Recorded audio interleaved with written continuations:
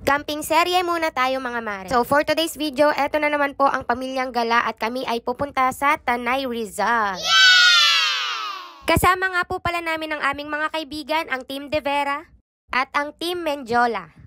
So kami ngayon ay OTW na para mag-overnight camping sa River Ranch. Let's go! So papunta pong River Ranch ay wala po kayong dadaan ng ilog. Medyo mapapasabak lang ho kayo sa mahaba-habang rough road katulad nito. Pero kita nyo naman na laban pa rin itong si Jordy kahit puro rough road at ahonan dito. At eto na nga mga mare at nakarating na kami dito sa River Ranch. Bilis lang yung naging biyahe namin dito. From Parañaque siguro wala pang 2 hours. And then ang check-in time pala namin today is 8 AM and check-out namin the next day is 12 PM. O diba? Sulit na sulit. At very good sila dito dahil nakakulong yung mga chicken at saka mga pabo. Takot po kasi dyan si Ayla at ang tawag niya po dyan ay Mumu. Kaya nung last camping namin, hindi talaga siya lumalabas ng tent dahil dyan. Sobrang lawak pala nitong campsite na to at dito pa lang sa bungad, mafe-feel mo na yung ganda ng kapaligiran. So dito na nga yung napili naming spot kung saan kami magtatayo ng tent. Tignan nyo mga mare, sobrang ganda ng view.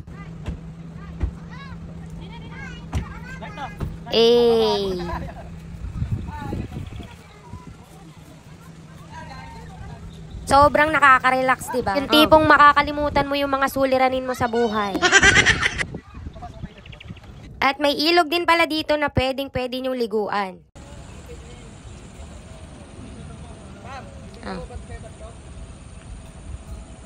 So, eto na nga, sisimulan na naming mag-set up ng aming mga gamit. Akala siguro ng iba, pag sinabing camping, makakapag-relax ka, makakapagpahinga ka. Akala ko din eh. Pero syempre, bago ka makapagpahinga at makapag-relax, ay mapapagod ka muna mag-set up ng mga gamit nyo. Tapos ganito pa kalakas yung hangin, ay ambo. Yung susubukin muna yung pasensya mo bago ka makapag-relax. Kaya naman panawagan ko sa lahat ng campsite, sana po habaan nyo pa po yung oras nyo. Dahil sa pagsiset up pa lang namin, inaabot na kami ng kalahating araw.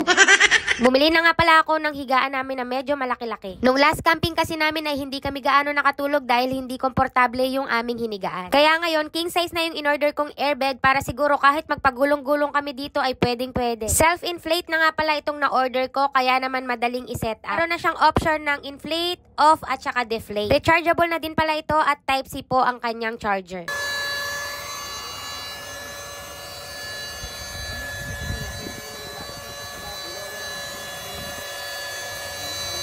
Yan, okay na po yung aming higaan at ganito na yung setup sa loob ng aming tent. So ngayon naman isa-setup ko yung nabili kong kitchen rack sa Shopee. Salamat talaga, Shopee Pay Later at nakakaipon kami ng mga gamit pang camping. Magtatanghalian na nga kaya naman ang lahat ay busy-busy na sa pagluluto.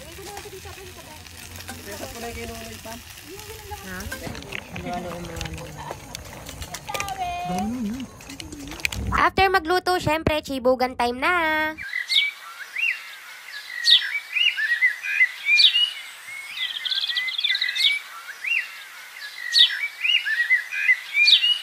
Itutur ko naman sa inyo yung kanilang CR dito. Ayan, siguro mga lagpas 10 yung toilets nila dito. May lababo sila dito na pwede nyong hugasan ng mga utensils nyo. Meron din namang mga ganitong lababo na pwede nyong pagtutbrushan. And then, malinis po sa loob ng CR. Malakas ang tubig, may bidet, at may flush yung bowl. Dito naman yung kanilang wifi area at charging station. Meron sila ditong 2 kubo na pwede nyong pagtambayan habang nagcha-charge kayo. Sa pagdaan ng oras, hindi na namin napansin na marami na palang campers kaming kasabay dito. At bigla kong napagtanto na marami-rami din palang mga tao na gustong tumakas sa maingay at magulong mundo. Sabi nga nila, life hurts but nature heals. De, joke lang, nabasa ko lang talaga yan sa Google.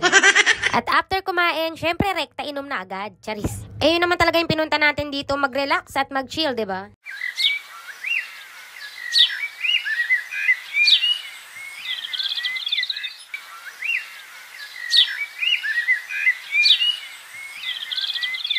Ayan, after namin mag-chill ay merienda time naman. So, hulaan nyo kung ano lulutuin namin. Bawal tamang sagot. Charis. So, magluluto kami ng spaghetti for today's video. At sa hindi kalayuan ay nagluluto nga si Daddy Raymond ng cheese sauce para dito sa aming scallops. O, Jiva. Hindi pa kami nadala sa pagod namin sa pagse-set up ng aming mga gamit. At talaga namang nakuha pa naming magluto ng mga ganito na kala mo nasa handaan kami.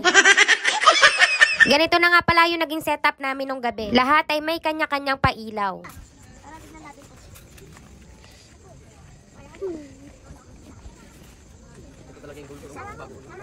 Wala tayong shower.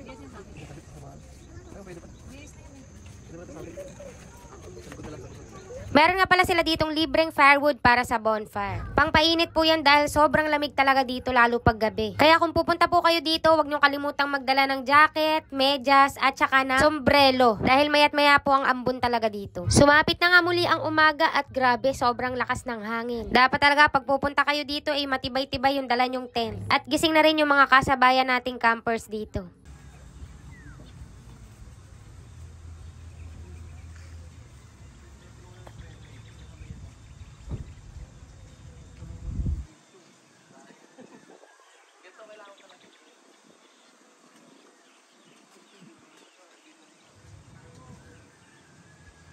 Eto nga pala yung breakfast namin for today's video. Nagluto lang kami ng hotdog, itlog, tapos ininit na lang namin yung ibang ulam na natira kahapon. Ayan, at chibugan time na naman. After namin kumain ay naligo naman kami sa ilog. This time umaraw kaya ang lakas na loob kong maligo. Sobrang lamig ng tubig pero nakaka-refresh. After namin maligo ay nagligpit na rin kami ng aming mga gamit at kami ay sisibat na. Eto yung nakakalungkot na part eh. Nakakalungkot kasi pauwi ka na nga. Isa pa nakakapagod magligpit.